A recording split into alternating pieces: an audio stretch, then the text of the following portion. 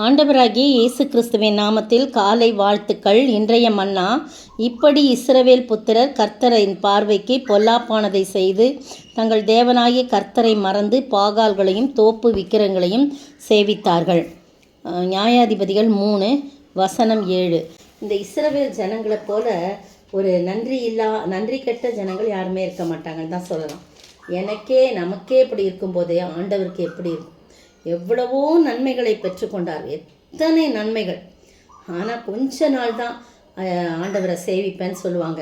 திருப்பி கர்த்தரை விட்டு பிரிந்து பாகாலையும் மஸ்தரோத்தையும் சேவிக்கிறாங்கன்னு 2ஆம் அதிகாரம் 13ஆம் வசனத்தில் நீங்கள் பார்த்தீங்கன்னா 7ஆம் வசனத்தில் கர்த்தரை சேவித்தாருன்னு வரும். அது முன்னாடி நாளைக்கு பார்க்கலாம். இதில் பார்த்தீங்கன்னா உடனே 13ஆம் வசனத்தில் கர்த்தருக்கு கோபம் முட்டினார்கள், கர்த்தரை விட்டு பின்வாங்கி பாகாலையும் மஸ்தரோத்தையும் சேவித்தார்கள் அப்படின்னு சொல்லி அப்படிலாம் வரும். இப்படிலாம் ஒவ்வொரு தடவையும் ஆண்டவர் உடனே அவர்களை யார் கையிலையாவது ஒப்பு கொடுப்பார், ராஜாக்களின் கையில் அவங்கள ஒப்பு கொடுப்பார். அப்புறம் திருப்பி அவங்க என்ன செய்வாங்க, கர்த்தரை நோக்கி கெஞ்சுவாங்க. உடனே ஆண்டவர் மனமிறங்கி அவங்க கையிலேருந்து விலக்குவார். கொஞ்ச நாள் அப்படியே இருப்பாங்க அவங்களுடைய ஆளுகையில். திருப்பி கோபம் மூட்டுவாங்க. இப்படி பார்த்தீங்கன்னா நீங்கள் நியாயாதிபதிகளில் படித்து பாருங்கள். 3ஆம் அதிகாரத்தில் மட்டும் எத்தனை தடவை ஆண்டவர் இரக்கம் பாராட்டுறார் பார்த்தீங்களா? 7ஆம் வசனத்தில் இப்போ நம்ம வாசித்த வசனம், தோப்பு விக்கிரங்களையும் சேவிக்கிற போது கர்த்தர் இஸ்ரவேலின் மேல் கோபம் உண்டவராகி அவர்களை மெசொப்பொத்தாமியாவே ராஜாவாகிய கூசான் ரிஷதாயிமின் கையிலே விற்று போடுறார். இப்படியே இஸ்ரவேல் புத்திரர் கூசான் ரிஷதாயிமை 8 வருஷம் சேவிக்கிறாங்க. அவங்களோட அடிமைத்தனத்தில் அவங்க போய் அவங்களுக்கு பணி செய்கிறாங்க. அப்போ ஒரு ஸ்டேஜில் கர்த்தரை நோக்கி விண்ணப்பம் பண்ணுறாங்க. உடனே இஸ்ரவேல் புத்திரரை ரட்சிக்கும்படி எவ்வளவு நல்ல தேவன். இதுதான் அவங்க ஒரு அட்வான்டேஜாக எடுத்துக்கிறாங்க. நம்ம கூப்பிட்டோம்னா உடனே நம்மளை ரட்சித்துருவார், கொஞ்ச நாள் நம்ம அப்படி ஜாலியாக இருக்கலாம் அப்படி இப்படின்னு அவங்க நினைக்கிறாங்க. ரட்சிக்கும்படி காலேபின் தம்பியான கேனாசுடைய குமாரனாகிய ஒத்னியேல் என்னும் ரட்சகனை அவர்களுக்கு எழும்ப பண்ணினான் போட்டிருக்கு. அவன் மேலே கர்த்தருடைய ஆவி வந்ததுனால உடனே அவன் அவங்களோட போர் செஞ்சு அவங்கக்கிட்ட விடுதலையாக்கி இஸ்ரவேல் புத்திரரை விடுதலையாக்கி 40 வருஷம் தேசம் அமைதலாக இருந்தது. அப்போ ஒத்னியேல் இறந்து போயிடும். திருப்பி இஸ்ரவேல் புத்திரர் 12ஆம் வசனம் பாருங்கள். இஸ்ரவேல் புத்திரர் மறுபடியும் கர்த்தரின் பார்வைக்கு பொல்லாப்பானதை செய்தார்கள். அவர்கள் கர்த்தரின் பார்வைக்கு பொல்லாப்பானதை செய்தபடினால கர்த்தர் என்ன பண்ணுறாரு, எக்லோன் என்னும் மோவாபின் ராஜாவை இஸ்ரவேலுக்கு விரோதமாக பலக்க பண்ணினான்.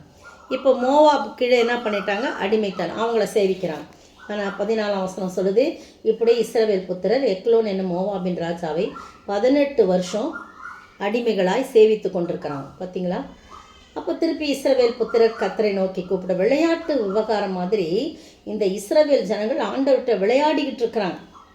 அவர் இப்படியே பார்த்துக்கிட்டே இருப்பார். ஒரு ஸ்டேஜில் அப்படியே ஒன்றும் இல்லாமல் விட்டு விட்டு விட்டு விட்டு பிடிப்பார். கர்த்தரை நோக்கி கூப்பிட்டபோது கர்த்தர் உடனே பாருங்கள் பென்யமீன் கோத்திரத்தானாகிய கேராவின் மகன் ஏகூத் என்னும் ரட்சகனை எழுப்பினான். அவன் பாருங்கள், அவனும் அதே மாதிரி மோவாபின் ராஜாவெல்லாம் என்ன பண்ணிட்டான், அவன் கொன்று போட்டு அவங்களுக்கு ஒரு விடுதலை கிடைக்கிது. அதே மாதிரி அவங்க கொஞ்சம் அமைதலாக இருக்கிறாங்க, தேசம் அமைதலாக இருக்குது. திருப்பி திருப்பி திருப்பி திருப்பி இப்படியே செய்கிறாங்க. இது சொல்லிக்கிட்டே போகலாம். நீங்களும் நானும் அப்படி இருக்கக்கூடாது. கர்த்தர் நமக்கு தருணம் கொடுக்கும்போது, நமக்காக இறங்கி அவர் தருணம் கொடுக்கும்போது அதை பயன்படுத்தி முழுமையாக, அவர் விளையாட்டுத்தனம் கிடையாது. இஷ்டத்துக்கு போகிறதும் வர்றதும் அப்படி கிடையாது. முழுமையாக முழு உள்ளத்தோடு முழு ஆத்மாவோட மனம் திரும்பிட்டோன்னா ஒரே அபவுட் டர்ன் தான். திருப்பி என்ன பண்ணக்கூடாது, திரும்பி பார்க்கக்கூடாது. திரும்பி பார்த்த லோத்தின் மனைவி உப்பு தூணாலாம்.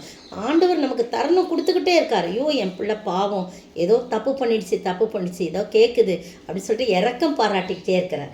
இதை நம்ம ஒரு அட்வான்டேஜாக இஸ்ரவேல் ஜனங்களை போல் எடுக்கக்கூடாது. 18 வருஷம் சேவிக்கிறாங்க, 8 வருஷம் சேவிக்கிறாங்க. அதுக்கு பிறகு மீதியானியர் கையில் பார்த்தீங்கன்னா அப்படி அடிமைத்தனத்தில் இருக்காங்க. அதுக்கு கிதியோனை அனுப்புகிறார் ஆண்டவர். எவ்வளவோ நல்ல ஆண்டவர். நீங்கள் யோசித்து பார்த்தீங்கன்னா கண்ணீர் தான் வரும் இல்லையா?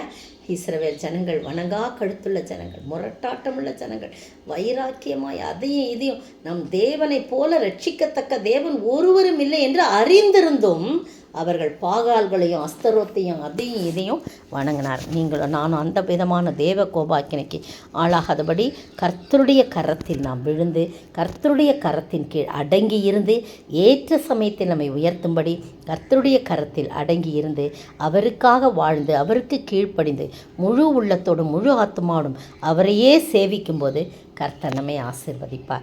அதை அவர் மன்னிக்கிற தேவன், அவர் இரக்கமுள்ளவர் என்று சொல்லி நம்ம இஷ்டத்துக்கு நம்ம வழியில் போயிட்டு அப்புறம் போய் மன்னிப்பு கேட்டு இல்லை.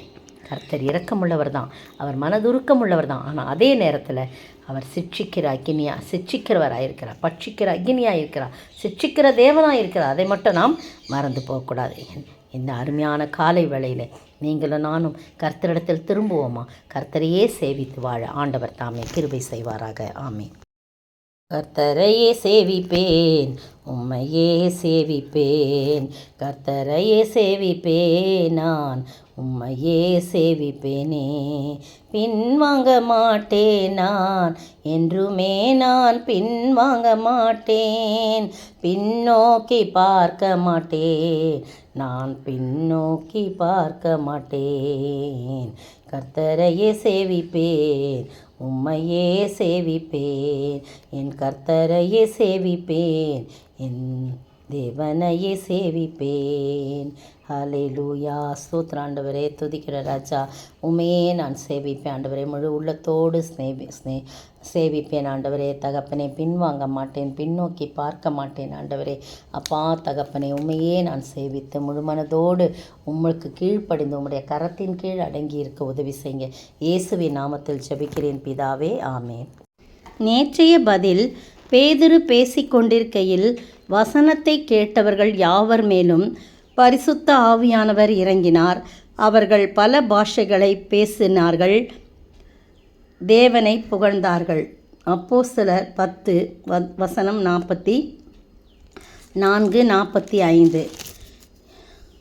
இன்றைய கேள்வி: எப்படிப்பட்டதான மனம் திரும்புதலை தேவன் யாருக்கு அருளி செய்தார் என்று சொல்லி யாரை என்ன செய்தார்கள்? எப்படிப்பட்டதான மனம் திரும்புதலை தேவன் யாருக்கு அருளி செய்தார் என்று சொல்லி யாரை என்ன செய்தார்கள்?